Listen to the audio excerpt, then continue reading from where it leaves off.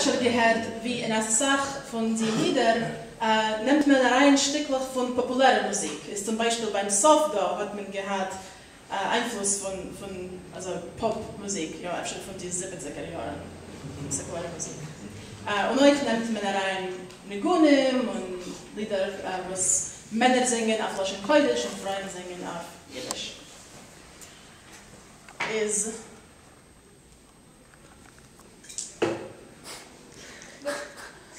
Wir haben gesungen wegen Amame und jetzt will ich singen wegen Azeda. Das ist mehr nicht kein chassidisches Lied.